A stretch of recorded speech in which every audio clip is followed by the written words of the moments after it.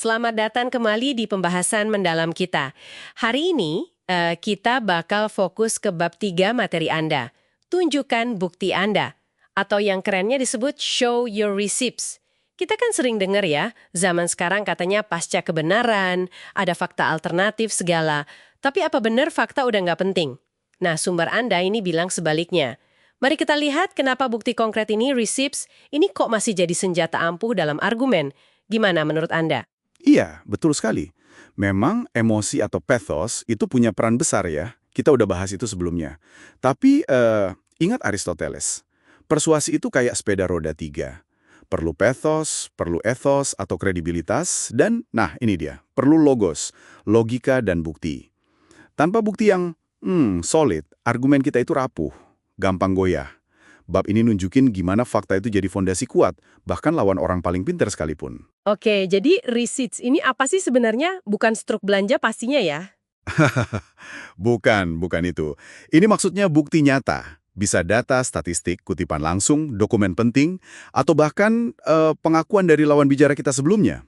Contoh John Adams di sumber Anda itu menarik ya. Dia patriot, tapi kok malah bela tentara Inggris? Nah, itu dia kekuatannya. Dia bela mereka di pengadilan Boston Massacre itu murni berdasarkan bukti yang ada.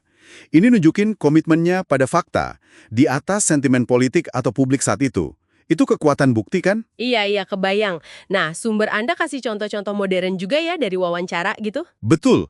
Ada beberapa contoh yang tajam banget. Misalnya, waktu wawancara John Bolton, dia ditanya, kenapa di bukunya dia nggak nyebutin hubungannya sama kelompok MAC dari Iran itu? Oh, jadi yang ditanyakan justru yang nggak ada di buku. Iya, ketiadaan informasi itu dipakai sebagai risip untuk mempertanyakan narasinya dia. Gitu. Wah, menarik. Jadi bukan cuma apa yang ada, tapi apa yang sengaja dihilangkan ya. Terus ada lagi? Ada lagi kasus Otto Reich, pejabat AS. Waktu diwawancara awalnya, dia kayak menyangkal gitu soal kekerasan oleh kelompok kontras di Nicaragua. Padahal dia dukung kontras kan? Nah iya, tapi pewawancaranya jeli. Dia ingetin Reich soal pernyataannya sendiri beberapa menit sebelumnya di wawancara yang sama.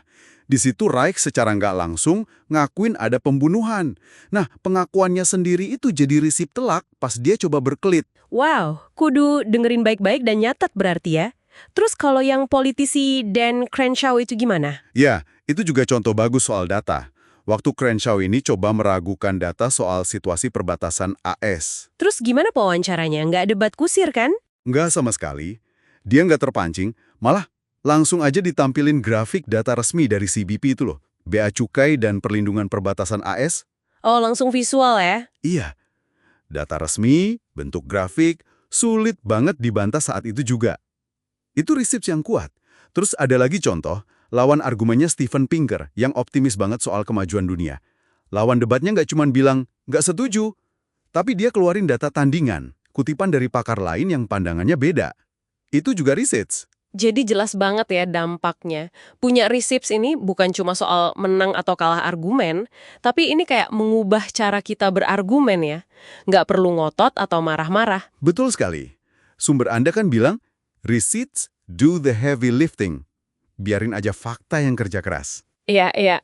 Beban pembuktiannya jadi pindah ke lawan bicara kita ya. Bikin mereka susah membantah. Persis. Dan poin penting lainnya, receipts itu kayak bawa suara-suara lain ke dalam argumen kita. Suara ahli, data resmi, sumber primer. Jadi kita nggak sendirian, argumen kita didukung banyak bukti. Jadi lebih pede juga ya kalau gitu.